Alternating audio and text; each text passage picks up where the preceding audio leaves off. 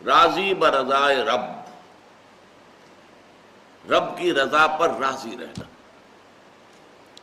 یہ بات کہ جو بھی کچھ ہوا یا ہوگا وہ اذن رب کے بغیر نہ ہوا ہے نہ ہو سکتا ہے.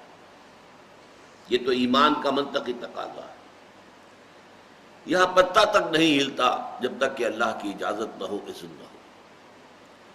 تو جو کچھ ہوا اللہ کی اجازت سے ہوا، خواہ اس میں درمیان میں کتنے ہی عوامل آ گئے ہوں.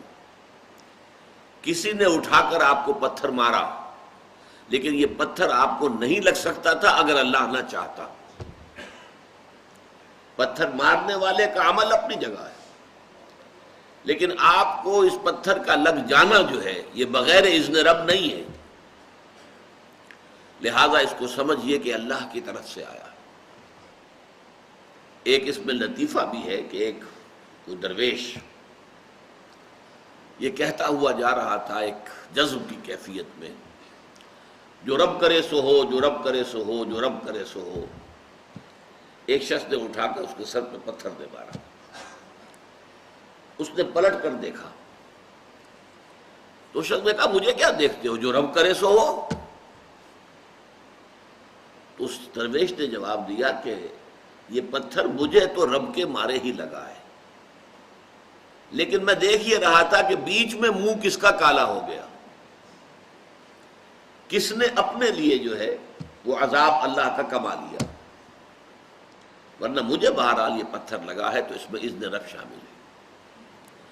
اچھا، اب جو شے اذن رب سے ہو رہی ہے، بندہ مومن کا اگر اپنا تعلق اللہ کے ساتھ مخلصانہ ہے، اس میں منافقت نہیں ہے، اس میں ریا نہیں ہے، اس میں دھوکہ نہیں ہے، اس میں فریب نہیں، مخلص مخلصین لہ الدین، تو اللہ تعالیٰ کا تعلق بھی اس کے ساتھ ریسیپروکیٹ کرتا ہے. اللہ تعالیٰ انا عند ظن عبدی بی، حضور یہ اللہ کا قول ہے حدیث قدسی میں کہ میرا بندہ میرے بارے میں جو کچھ گمان کرتا ہے میں وہی سلوک اس کے ساتھ کرتا ہوں. اللہ تعالیٰ بھی مخلص ہے. اللہ تعالیٰ کی مرضی کے بغیر کچھ نہیں ہو سکتا، تو یقیناً جو کچھ ہوا ہے اس میں میرے لیے خیر ہے. چاہے فوری طور پر مجھے ناگوار گزرا ہے، مجھے تکلیف ہوئی ہے، میرے لیے یہ شے جو ہے ناپسندیدہ ہے، لیکن ان دی لانگ رن مجھے یقین ہے کہ اس میں خیر ہے. بیدک الخیر انک علی کل شیء قدیر، اے اللہ تیرے ہاتھ میں خیر ہی خیر ہے، تو ہر چیز پر قادر ہے. اچھا، جو ہوگا وہ بھی اذن رب کے بغیر نہیں ہوگا. یہی تصور اس کے بارے میں ہونا ضروری ہے. اسی کا نتیجہ یہ نکلتا ہے جس کو قرآن مجید بار بار کہتا ہے، بار بار کہتا ہے، بار بار کہتا ہے، لا خوف علیہم ولا هم یحزنون. کیا مطلب اس کا؟ نہ ان پر کوئی خوف ہے نہ حزن سے دو چار ہوتے ہیں. عام طور پر یہ سمجھا جاتا ہے کہ یہ آخرت میں ہوگا. آخرت میں تو بتمام و کمال ہوگا، دنیا میں بھی ہوتا ہے. خوف کس بات کا بھائی؟ ہوگا وہی جو میرا رب چاہے گا. وہ میرا دوست ہے، میں اس کا ولی، وہ میرا ولی. الا ان اولیاء اللہ لا خوف علیہم ولا هم یحزنون. جو اللہ کے ولی ہوتے ہیں، اللہ کے دوست ہوتے ہیں، ان کے نہ کوئی خوف ہوتا نہ حزن ہوتا ہے. خوف کس بات کا؟ ہوگا وہ جو اللہ چاہے گا، اور جو کچھ اللہ چاہے گا اس میں کوئی نہ کوئی خیر ہوگا، چاہے فوری طور پر مجھے نظر نہ آئے. قرآن کہتا ہے سورہ بقرہ میں عسیٰ ان تکرہوا شیئا وہو خیر لکم وعسیٰ ان تحبوا شیئا وہو شر لکم. عین ممکن ہے کہ تم کسی چیز کو ناپسند کرو درا حالے کہ اسی میں تمہارے لیے خیر ہو، اور عین ممکن ہے کہ تم کسی چیز کو پسند کرو درا حالے کہ اس میں تمہارے لیے شر ہو.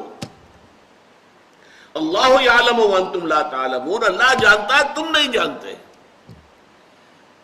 تم افعال و اعمال و احوال و واقعات کے ظاہر کو دیکھتے ہو، اس سے متاثر ہو جاتے ہو. اس کے پردے میں کیا مشیت اذنی ہے، کیا ارادہ خداوندی ہے، اس کے پشت پر کیا چیز ہے جو اللہ تعالیٰ کو مطلوب ہے، یہ ہمیں نظر نہیں آتا. We are short sighted. ہماری نگاہ جو ہے بس کچھ دور تک جاتی ہے، اس سے آگے نہیں جاتی. لہذا افعال و اعمال و احوال و واقعات کے صرف ظاہر پر ہماری نگاہ ہے، باطن پر تو ہے ہی نہیں. لہذا ہم اس سے متاثر ہوتے ہیں. تو در حقیقت ایمان کا حاصل الا ان اولیاء اللہ لا خوف علیہم ولا هم یحزنون. اللہ کے دوستوں پر نہ کوئی حزن ہے نہ خوف ہے، کوئی سوال ہی پیدا نہیں ہوتا.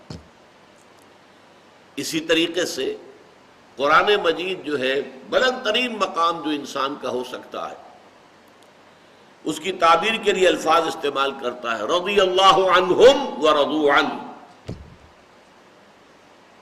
اللہ ان سے راضی ہو گیا، وہ اللہ سے راضی ہو گئے. یہ باہمی رضامندی ہے، دو طرفہ اللہ کے ساتھ تعلق ہوتا ہے، دو طرفہ تعلق ہوتا ہے. تم اللہ سے محبت کرو گے، اللہ تم سے محبت کرے گا. تم اللہ کے ساتھ مخلص ہوگے، اللہ تعالیٰ تمہیں واقعتاً اپنا مخلص بندہ بنا لے گا. تم اللہ کی طرف چل کر آؤ گے، اللہ تمہاری طرف دوڑ کر آئے گا. تم بارش بناؤ گے، اللہ ہاتھ بڑھائے گا. تم اسے محفل میں یاد کرو گے، اللہ اس سے کہیں بہتر محفل میں تمہارا تذکرہ کرے گا، ملائکہ مقربین کی محفل میں. تم اللہ کو اپنے دل میں یاد کرو گے، اللہ اپنے جی میں تمہیں یاد کرے گا. یہ دو طرفہ معاملہ ہے. تم اللہ کی مدد کرو گے، اللہ تمہاری مدد کرے گا. ان تنصروا اللہ ینصرکم ویثبت اقدامکم. اگر تم اللہ کی مدد کرو گے، اللہ کی مدد سے مراد کیا؟ اللہ کے دین کی مدد، اس کی نصرت. اللہ تمہاری مدد کرے گا. یہ رضی اللہ عنہم ورضوا عنہ سورہ مائدہ میں بھی آ رہا ہے، سورہ توبہ میں، سورہ مجادلہ میں، سورہ بینہ میں 4 مرتبہ ہے.